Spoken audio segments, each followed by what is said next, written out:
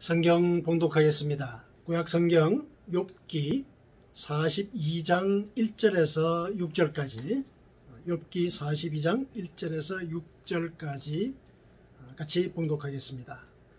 욥이 여호와께 대답하여 이르되 주께서는 못하실 일이 없사오며 무슨 계획이든지 못 이루실 것이 없는 줄 아오니 무지한 말로 이치를 가리는 자가 누구니이까? 나는 깨닫지도 못한 일을 말하였고 스스로 알 수도 없고 헤아리기도 어려운 일을 말하였나이다. 내가 말하겠사오니 주는 들으시고 내가 주께 묻겠사오니 주여 내게 알게 하옵소서. 내가 주께 대하여 귀로 듣기만 하였사오나 이제는 눈으로 주를 배움나이다. 그러므로 내가 스스로 거두어 드리고 티끌과 제 가운데서 회개하나이다. 아멘. 추석절 다들 평안하게 잘 보내셨습니까? 네, 네. 추석이라고 하는 것이 우리가 인생을 살아가면서 중간중간에 사실상 어떤 면에서는 우리가 인생을 살았을 때의 마지막 결실이 어떠할 것인가, 그것을 한 번쯤 점검해 볼 수 있는 그런 이제 모형적인 절기라고 볼 수가 있죠. 그래서 성경에서도 하나님께서는 이 절기를 꼭 지켜라 이렇게 얘기를 하시거든요. 절기를 지키라는 것은 그 절기가 다가오기까지 우리가 어떻게 살아왔으며 그 살아오는 과정 속에 하나님께서 우리를 어떻게 인도하셨는지 그 은혜를 묵상하고 기리라, 이런 취지로 그런 말씀을 하신 것이거든요. 우리가 일상 속에서 이렇게 지키는 그 절기도 사실상 그런 의미가 있는 것이죠. 풍요의 결실을 우리가 확인하는 이런 추석절에 우리는 지나온 시간에 우리가 얼마나 많은 땀을 흘렸고 또 이 풍요의 결실이라는 것의 의미가 또 어떤 것이며 이 결실을 또 우리가 어떻게 나누는 것이 이 땀을 의미 있게 만드는 것인가, 이런 등등을 이제 우리가 생각하게 하는 이런 계기가 되는 것이죠. 하나님께서 이제 그런 의도로 우리에게 절기를 일러 주셨고 또 그 절기를 우리로 하여금 지키라고 명령까지 하셨습니다. 그래서 오늘은 이제 이 절기라고 하는 것 자체가 우리에게 중요한 질문을 하나 던진다, 이런 이제 화두를 갖고 한번 이 본문의 말씀과 접목해서 하나님께서 우리에게 일러주시는 생명의 메시지를 나눴으면 좋겠습니다. 이런 절기들이 인생에 대해서 우리가 돌아보게 만드는 이제 그런 계기가 되는 것인데, 인생을 생각을 해볼 때 여러 가지 일들이 있지 않습니까?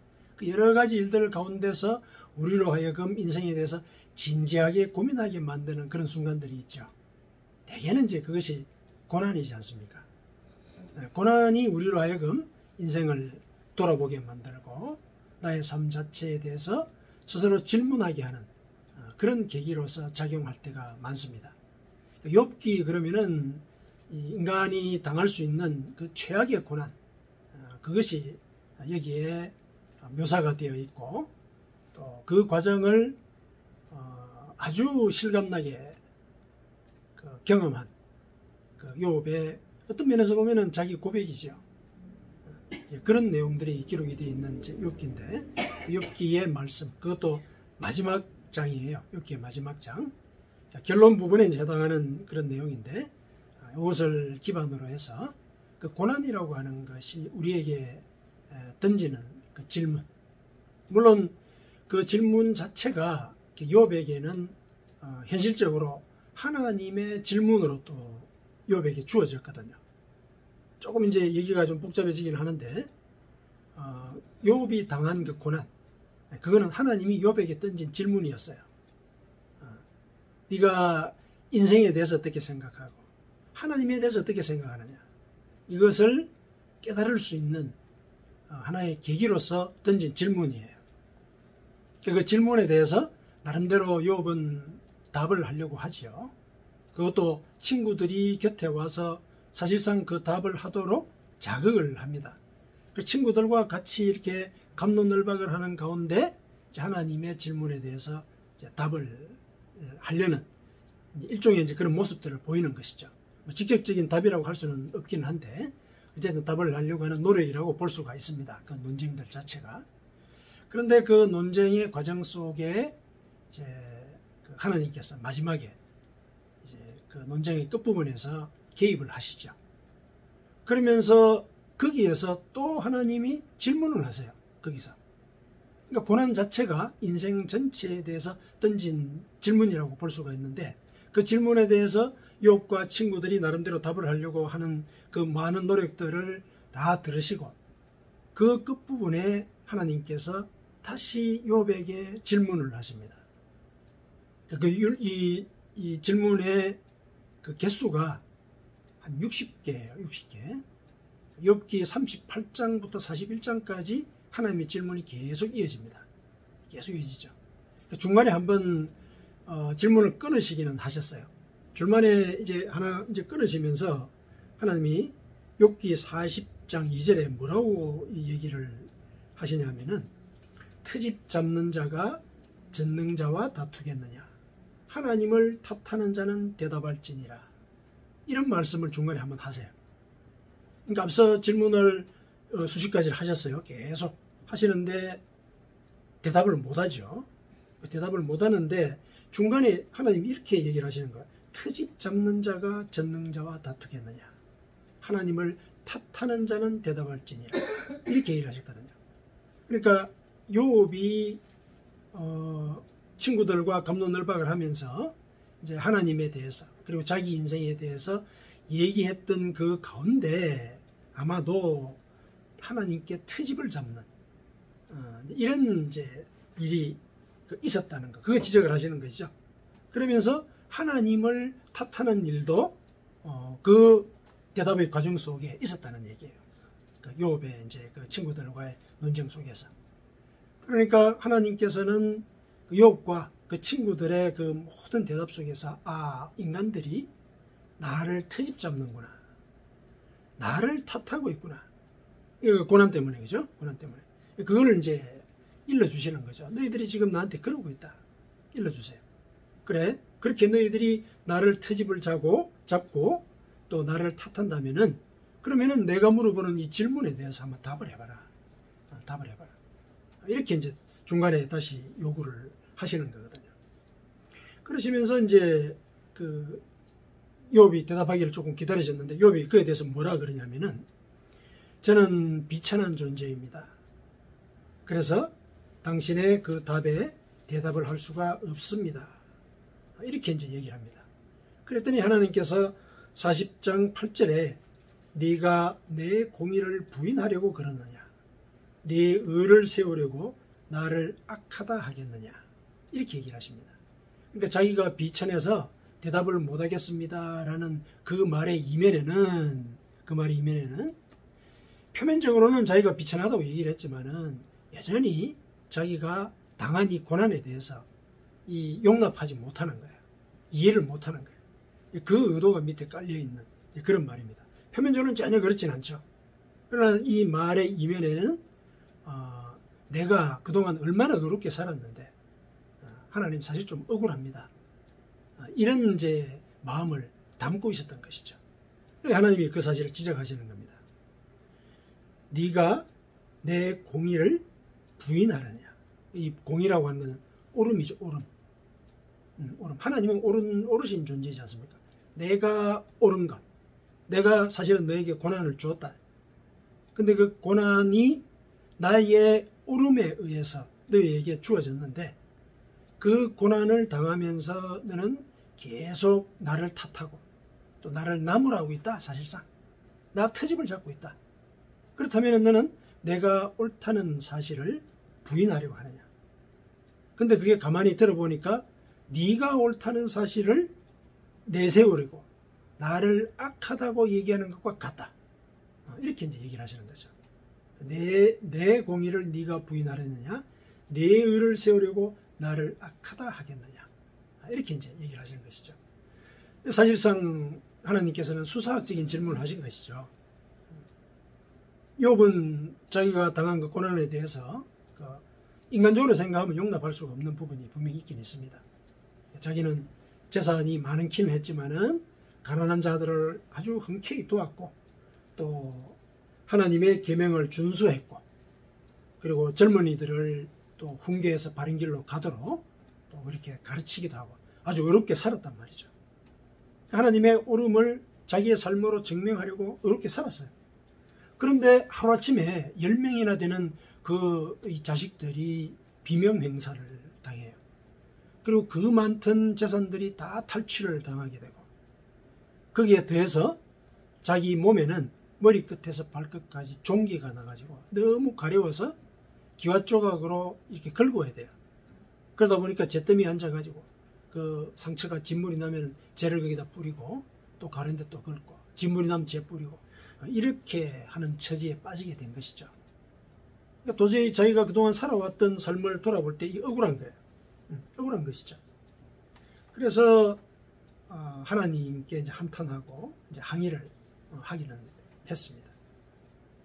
그런데 이제 하나님은 그의 한탄과 항의를 나를 트집 잡는구나, 나를 탓하는구나, 이렇게 지적을 하시는 것이죠. 욥이 하나님을 오해했다라고 알리시는 것입니다. 그러고 난 뒤에 이제 그 상황이 있은 뒤에 계속 이제 60개에 도달할 때까지 이제 질문을 이어서 얘기를 하십니다. 사실은 욥이 지금 고난 중에 이렇게 한탄하고 항의하는 것을 하나님께서 모르시지 않잖아요. 우리도 그렇지 않습니까? 아주 이 급박한 그런 곤란함 속에 빠지게 되면은 그 사람은 어떤 면에서 보면은 있는 욕 없는 욕 다 할 수도 있잖아요. 그거를 우리는 이해를 하거든요. 그런데 하나님은 연약한 인간이 지금 감당할 수 있는 고난 속에 빠져가지고 하나님을 좀 탓했기로서니 왜 나를 탓하느냐? 응? 왜 나한테 트집을 잡느냐? 어떻게 이렇게 말씀을 하실까? 게다가 너무 견디기 힘들어서 이렇게 사실상 신음을 토해내는 그런 상황인데 어떻게 욥이 당한 그 고난에 대해서는 이런 방구 언급도 안 하시고 오히려 욥이 대답조차 할 수 없는 그런 질문만을 계속 던지실까? 그 질문의 내용들이 그렇습니다. 어떤 거냐면은 내가 땅에 기초를 놓을 때 네가 어디 있었느냐? 네가 답할 수 있습니까, 인간이? 답할 수 없거든요. 38장에 그런 말씀이 나옵니다. 38장에 또 이런 질문이 나와요. 누가 사람 없는 땅에, 사람 없는 광야에 비를 내리며 황무하고 황폐한 토지를 흡족하게 하여 연한 풀이 돋아나게 하였느냐? 사람이 없는 땅이니까 사람이 답을 할 수가 없죠. 그렇죠? 이런 질문을 하시는 거예요. 그리고 또 까마귀 새끼가 하나님을 향하여 부르짖으며 먹을 것이 없어서 허우적거릴 때 그것을 위하여 먹이를 마련하는 네가 누구냐? 우리는 알 수가 없죠. 이 부분에 대해서 알 수가 없거든요. 그리고 이어서 상상 속에 있는 거대한 동물들도 사실은 내가 먹이고 입히고 통제한다. 이런 얘기까지 하세요. 그러니까 인간이 실제 생활 속에서 경험할 수 있는 그런 일들에 관해서 뿐만 아니라 인간이 상상하는 그런 동물들, 이 베헤못과 리오야단, 이 둘이 나오는데 베헤못은 아마도 이 지상에서 제일 거대한 그 동물, 지상 동물 중에서 제일 거대하다고 사람들이 그 당시에 아마 상상하던 그런 동물이었던 것 같아요. 오늘날 이것과 관련되어서 이렇게 동일시할 수 있는 그런 이 짐승을 찾을 수가 없습니다. 상상 속의 동물이라고 얘기를 하죠. 그 리오야단은 수중에서 가장 큰 인간이 상상하는 이제 그런 동물이라고 이제 보는데요. 그것들도 실은 내가 통제하고 먹인다. 응? 네가 그걸 아느냐? 알 수가 없죠, 우리가 어떻게 하는지. 그것도 상상 속의 일인데 이런 이제 그 질문들을 계속 하셨거든요. 그래서 하나님께서 욥에게 던진 그 질문들을 보면은 이 창조의 비밀이라든지, 그 다음에 생태계가 운용이 되는 그 습생의 비밀, 그렇죠? 까마귀를 어떻게 먹이냐? 광야의 연한 풀이 어떻게 돋아나냐? 이런 것들, 이런 것들에 대해서 질문을 하시는 거예요. 인간으로서는 답할 수 없는 그런 질문을 이제 계속 하신 것이죠. 이 질문들은 초월적인 영역에 있는 그런 질문들이죠. 인간으로서 답을 할 수가 없으니까요. 알 수가 없으니까. 그런데 이런 그 질문들이 하나님께서 그냥 뜬금없이 던졌을까? 이거를 생각해 볼 때 이 질문들은 분명히 욥의 고난과 관련이 있다. 욥의 고난과 관련이 있다. 우리 이렇게 연관을 시킬 수가 있죠. 하나님이 그 고통받는 그 욥의 한탄을 모른 척 하시는 분이 아니시거든요. 나름대로 의롭게 살려고 노력을 했기 때문에 그 존재가 얼마나 귀하겠습니까? 하나님이 보시기에. 동방의 의인이다. 이런 이름을 받는 그 욥이 고난을 당했는데 하나님이 그냥 냉정하게 그의 한탄을 무시하고 그런 분은 아니시죠. 그런데 우리가 비상적으로 볼 때는 하나님이 던진 그 질문은 너무 냉정하거든요. 고난에 대해서 이런 방구 위로의 말씀도 없으시고 더해서 답을 할 수조차 없는 그런 질문만 계속 하시는 거예요. 비상적으로는 이해가 안 되죠. 하지만은 하나님께서는 고난을 당하는 그 욥의 처지를 모르시지 않으시거든요. 그래서 이런 질문을 던진 그 이유가 분명히 있다. 그러니까 질문과 욥의 고난에는 상관관계가 있다는 것이죠. 그래서 그 상관관계를 우리가 같이 한번 살펴보도록 그렇게 하겠습니다. 그래서 이제 고난이 우리에게 던지는 그 질문에 대해서 우리는 어떤 대답을 할 수 있으며 또 어떤 자세로 그 고난을 대할 수 있을까? 이걸 같이 한번 나누었으면 좋겠습니다. 그러니까 이 상관관계를 욥은 몰랐던 거죠. 욥은 몰랐기 때문에 네가 나를 오해한다. 네가 이 상관관계를 모르고서 나한테 지금 트집을 잡고 있구나. 근데 그 상관관계를 알게 되면은 네가 아마 회개하게 될 것이다.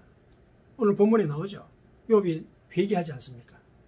이런 이제 의도가 밑에 깔려 있는 이제 그런 질문인 것이죠.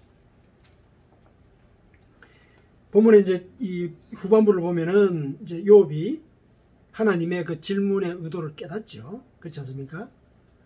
2, 3절에 보니까 주께서는 못하실 일이 없사오며 무슨 계획이든지 못 이루실 것이 없는 줄 아오니 무지한 말로 이치를 가리는 자가 누구니까? 자기가 하나님의 그 모든 창조의 섭리와 생태계의 습생과 관련된 모든 비밀 그리고 상상 속에서까지 역사하시는 그 하나님의 전능하신 그 능력들 이런 것들을 몰라서 당신을 오해했습니다. 인정하는 것이죠. 나는 깨닫지도 못한 일을 말하였고 스스로 알 수도 없고 헤아리기도 어려운 일을 말하였나이다. 제가 이제껏 살아왔던 그 삶의 과정 속에는 이러한 창조의 비밀조차도 모르면서 내가 인생에 대해서 뭔가 아는 듯이 젊은 사람들을 훈계했습니다. 그리고 가난한 사람들을 내가 마치 그들을 영혼을 구원이라도 하는 듯이 그들에게 시혜를 베풀었습니다. 이런 내용이 있죠. 욥이 한 얘기가. 그렇죠? 자기가 그동안 살아왔던 삶에 대해서 하나님께 고백을 하는 것입니다. 그러면서 이어서 4절에 하나님의 이치를 소상히 알려주십시오 하고 이제 이렇게 간청을 하게 됩니다. 내가 말하겠사오니 주는 들으시고 내가 주께 묻겠사오니 주여 내게 알게 하옵소서. 가르쳐 주십시오. 제가 아무것도 모르고 그동안 떠들었습니다. 저에게 가르쳐 주십시오. 예전에는 5절에 보니까 내가 주께 대하여 귀로 듣기만 하였사오나 이제는 눈으로 주를 배웁나이다. 완전히 깨달았다는 얘기죠. 깨달았습니다. 고난을 겪었고 또 그 과정에 영혼의 눈을 뜨게 되어서 하나님의 이치를 눈으로 보듯이 알게 되었다. 이렇게 알리는 것입니다. 자기의 관점이 바뀐 거죠. 그전에는 귀로 듣는 그런 관점이었던 거죠. 근데 이제는 눈으로 보는 그런 관점으로 자기의 관점이 바뀐 거예요. 바뀌었습니다. 이렇게 관점이 변했기 때문에 6절에 이렇게 얘기하죠. 그러므로 내가 스스로 거두어 드리고 티끌과 죄 가운데서 회개하나이다. 이렇게 이제 고백을 합니다. 이런 회개의 고백은 그 관점의 변화를 증명하는 표시죠. 인생을 바라보는, 또 고난을 바라보는 관점이 바뀌었다는 것, 하나님 때문에 바뀌었다는 것, 그거를 이제 표시해주는 그런 고백입니다. 자, 그러면은 하나님께서 이런 질문을 하신 그 의도, 그거를 이제 우리가 한번 살펴보십시다. 1차적으로 이제 그 질문들의 성격에서 하나님께서 왜 이런 질문을 하셨을까 하는 그 의도, 그거를 우리가 짐작을 할 수가 있습니다. 이 질문들은 인간이 이해하거나 답할 수 있는 것들이 아니었죠. 살펴봤지만, 그죠? 인간들이 답을 할 수 있는 그런 종류의 질문들이 아니었습니다. 이 질문들은 아마도 인간이 당한 고난의 성격을 대변하고 있지 않나, 이렇게 생각을 할 수가 있습니다. 고난에 대해서 우리 답을 할 수가 없는 거예요. 우리가 이해하고 또 해결할 수 있는 그런 일이라면 우리는 그걸 고난이라고 여기지 않죠. 고난을 여기지 않습니다. 이해하지 못하는 일이 나한테 닥쳤을 때 그걸 우리가 고난이라고 여기지 않습니까? 그런 것이죠. 하나님께서 욥이 대답할 수 없는 질문을 던진 것은 고난이라는 것이 그런 것이다. 고난이 그런 것이다. 실은 욥에게 고난이 주어진 그 하늘의 이 배경이 있지 않습니까? 그 하늘에서 벌어진 그 일을 욥은 알 수가 없죠. 하늘에서 신들의 회의가 있었고 거기에서 욥을 시험해서 그의 믿음이 굳건함을 증명하자라는 이런 결정이 내린 뒤에 그런 고난이 주어지지 않았습니까? 이걸 욥이 어떻게 알 수 있습니까? 알 수가 없죠. 그런데 하나님이 그 시험을 허락하신 배경에는 욥이 나를 믿는 그 믿음, 그걸 내가 인정하겠다, 이런 의도가 있었을 것이었거든요. 하나님의 옳은 의도가 있었던 거예요. 근데 이 옳은 의도 욥이 알 수가 있겠습니까? 모르지요. 그러다 보니까 그 고난에 대해서 한탄하고 하나님을 탓하고 자기 인생을 저주하고 이런 일이 있은 것이죠. 우리가 고난이라고 여기는 그것은 바로 성격이 이러한 것이다. 내가 대답을 할 수가 없다. 이 고난에 대해서는. 물론 우리 나름대로 인간적으로 그 고난의 의미를 찾으려고 노력을 하겠죠. 노력합니다. 노력하지 않고 그냥 드러누워 있는 그런 경우는 없지 않습니까? 노력을 하거든요. 근데 그렇게 해서 문제를 해결을 한다면은 실상 그런 고난은 우리가 지금 다루는 본질적인 고난의 성격이 아닌 것이죠. 그건 일의 문제인 것이죠. 이건 존재의 문제거든요. 존재의 문제. 내가 왜 이런 고난을 당해야 되는지 이유를 알 수 없는 것. 이거는 내가 이 땅에 왜 태어났는지 그걸 알 수 없는 것과 같은 거란 말이죠. 그런 차원에서 욥의 고난을 우리가 이해를 할 필요가 있습니다. 이 살다가 조금 어려운 일이 생겼다, 이걸 고난이라고 우리는 그렇게 여기지만은 그런 차원을 넘어서서 고난이라고 하는 것의 그 본질적인 의미를 그 욥기에서 다루고 있거든요. 그러니까 이 존재의 문제를 다루고 있는 것이 알 수가 없는 거예요, 인간이. 그래서 인간에게 닥쳐진 이 고난, 알 수가 없다. 알 수가 없다.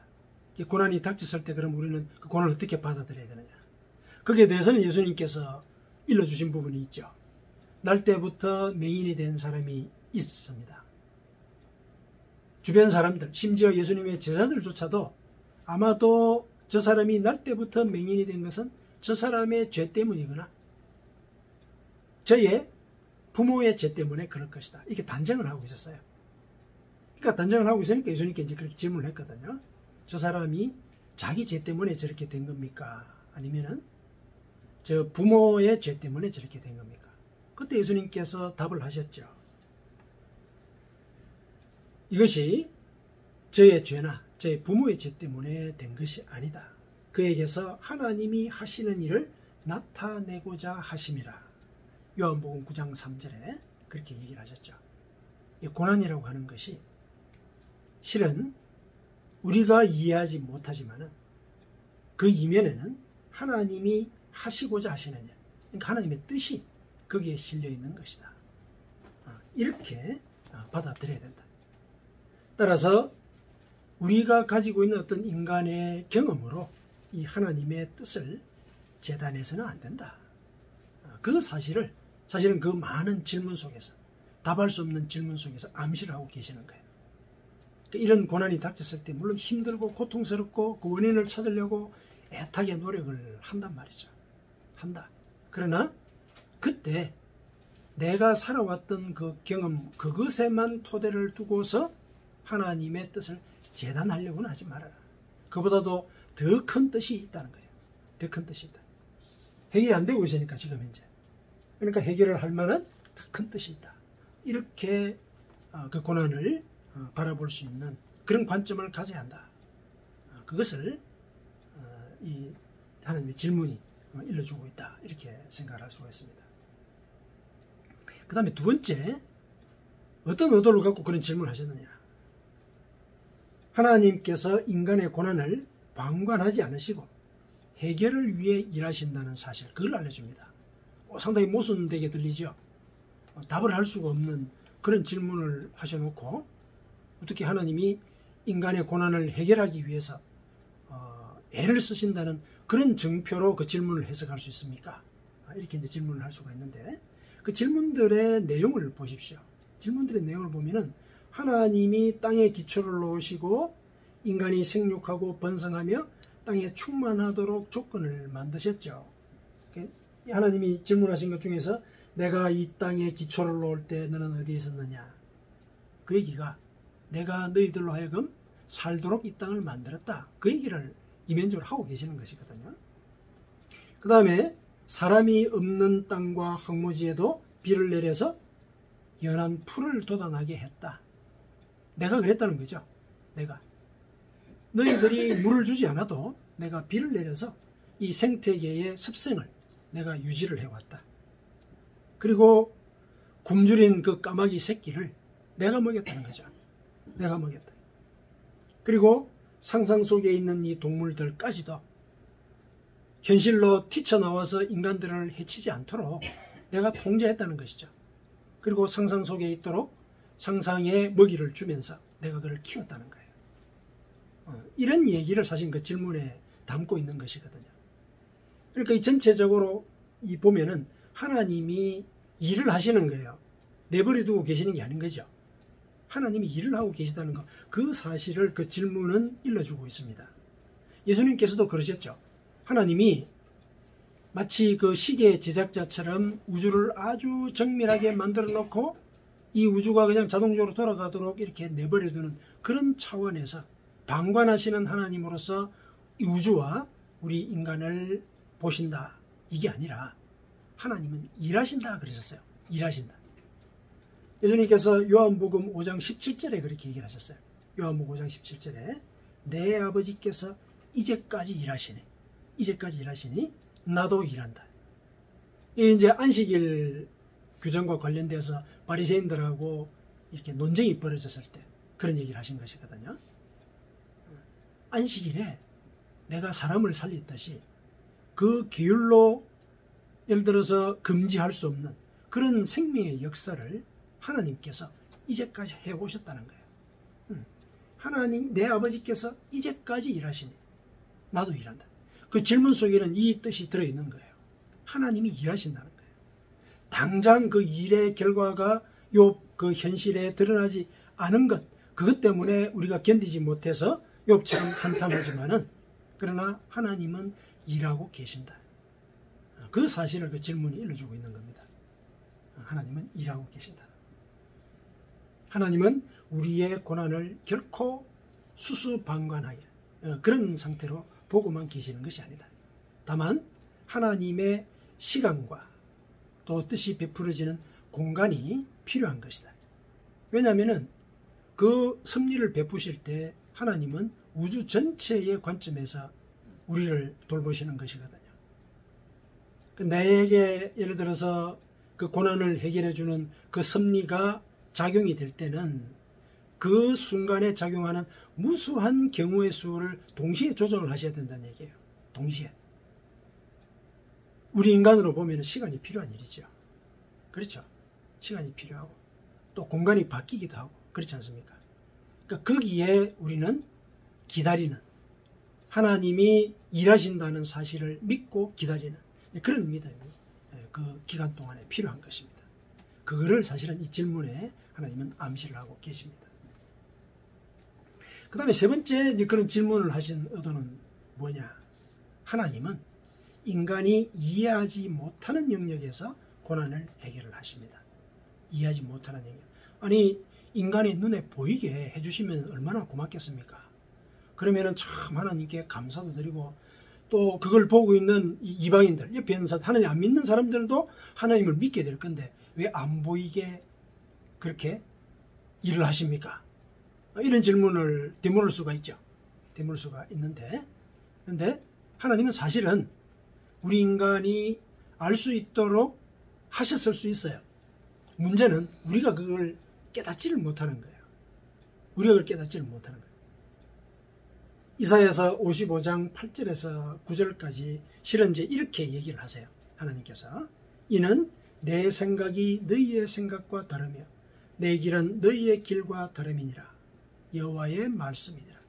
이는 하늘이 땅보다 높음같이 내 길은 너희의 길보다 높으며 내 생각은 너희의 생각보다 높음이니라.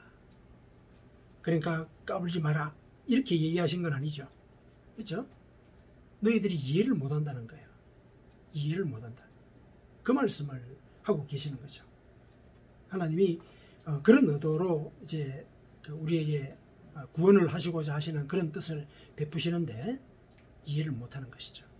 우주 전체의 경우의 수를 따져서 우리에게 고난을 베푸신다고 했을 때 우리가 과연 어떻게 그걸 알 수가 있겠습니까? 알 수가 없는 것이죠. 우리 인간에서는. 그래서 우리가 이해를 못한다는 거예요. 그래서 이사야 선지자는 하나님을 주는 스스로 숨어 계시는 하나님이십니다. 이렇게 얘기를 해요. 스스로 숨어 계시는 하나님이시다. 일부러 숨어 계신다는 그런 뜻이 아니라 인간이 이해하지 못하는 일을 하시는 분이시군요. 인간이 이해하지 못하더라도 우리를 구원하기 위해 일을 하시는 분이시군요. 그런 뜻이에요. 스스로 숨어 계시는 하나님이라는 뜻은. 우리가 이해하지 못하더라도, 심지어 우리가 인정하지 않더라도 하나님은 우리를 구원하시는 일을 하시는 그런 분이시군요. 이 얘기를 하고 있는 것이죠. 자, 사례가 하나 있습니다. 이사야서에 보면은 이스라엘 나라가 멸망하지 않았습니까? 신바벨로니아라고 하는 엄청난 제국에 의해서 완전히 말살을 당했죠. 그래가지고 왕비 다 끌려갔어요. 콧뚜루에 이렇게 고리를 끼워가지고 질질질 끌려갔어요. 완전히 멸망당한 것이죠. 백성들 다 노예로도 팔려가고. 나라가 없어진 거죠. 없어졌습니다.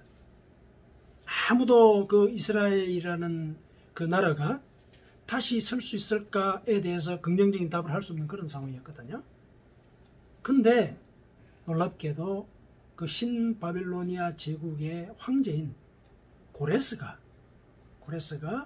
70년이 지난 뒤에, 그러니까 이스라엘이 멸망한 뒤 70년 지난 뒤에 이스라엘 백성들의 본국 귀환을 결정합니다. 이거 인간이 알 수가 있었겠습니까? 알 수가 없는 거예요. 이 일을 하신 것이죠. 이 일을 하신 것이죠. 고레스의 마음을 움직여서 하나님께서 고레스를 보고 너는 내 종이다 그랬어요. 너는 내 종이다.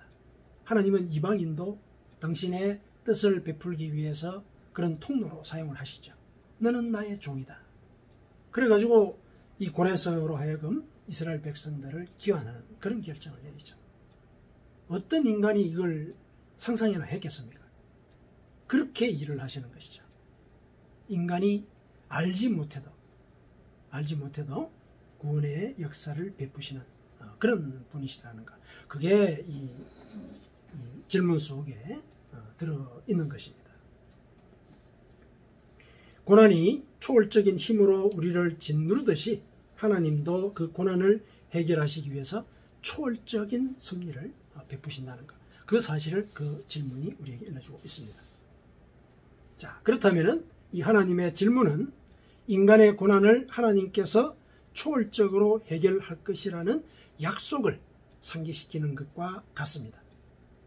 따라서 고난이 닥쳤을 때는 자기의 경험만으로 하나님을 재단하거나 고난의 의미를 단정해서는 안 되겠습니다.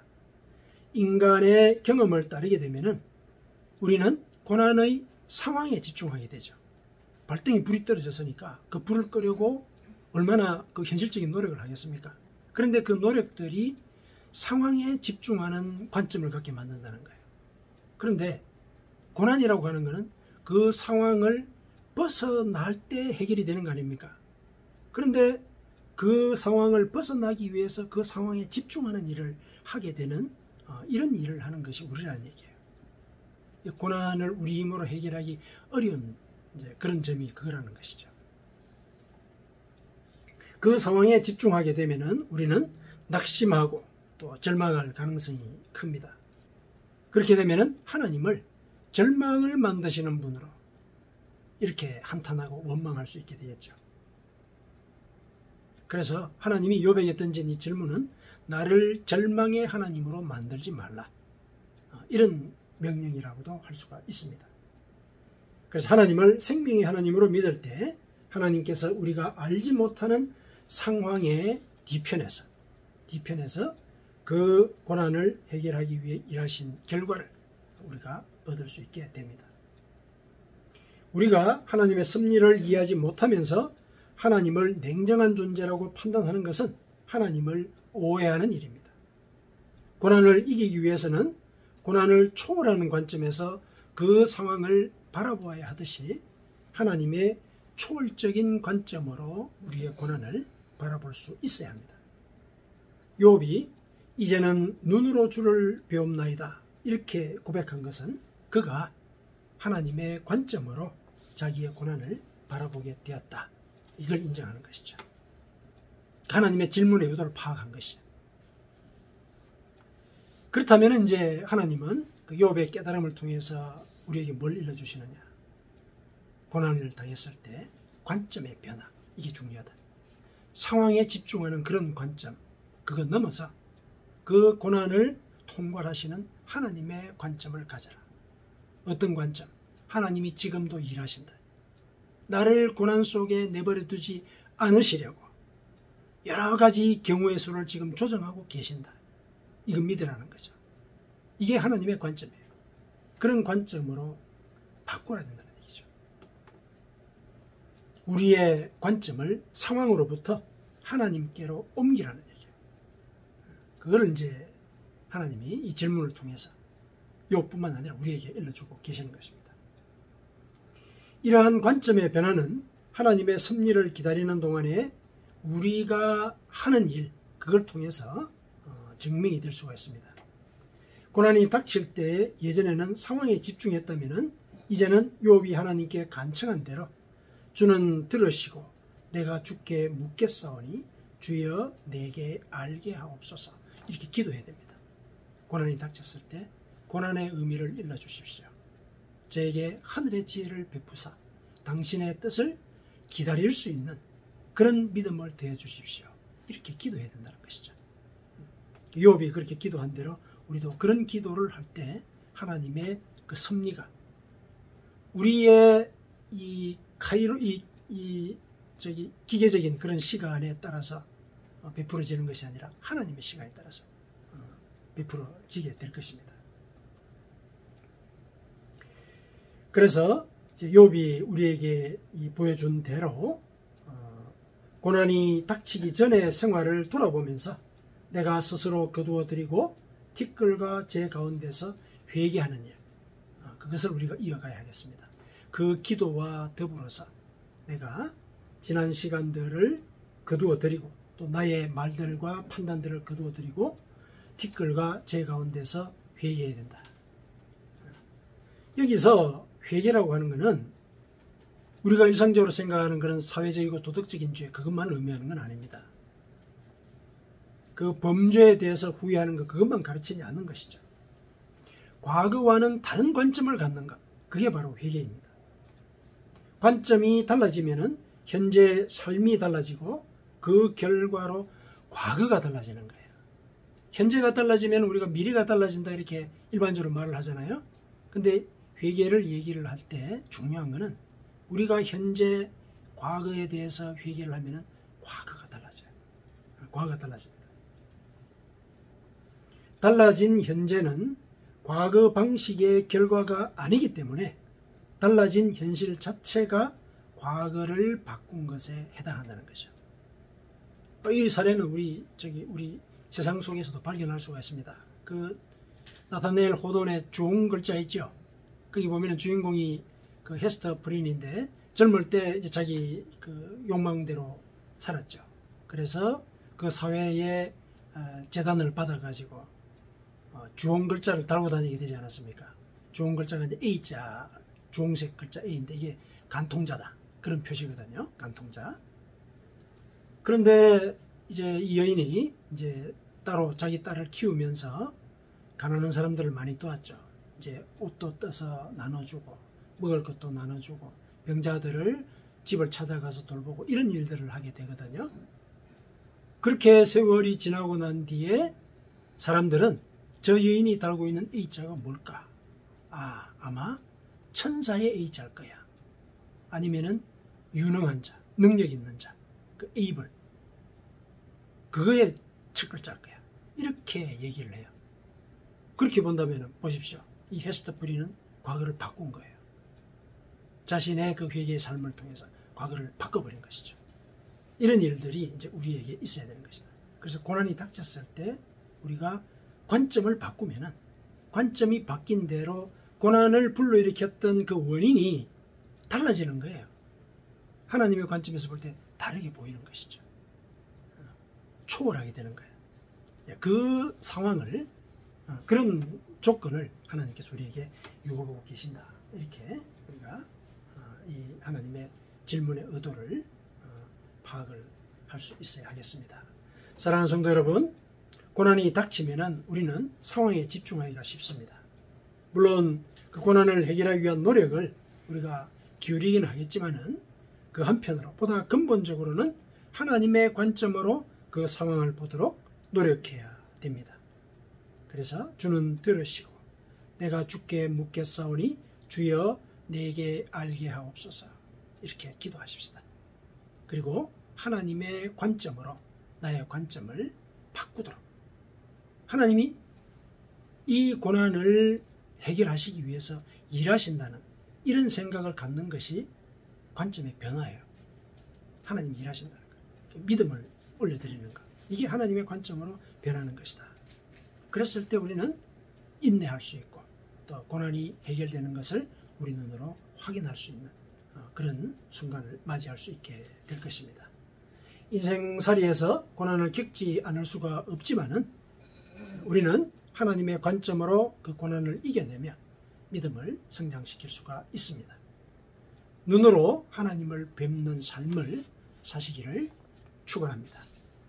아멘.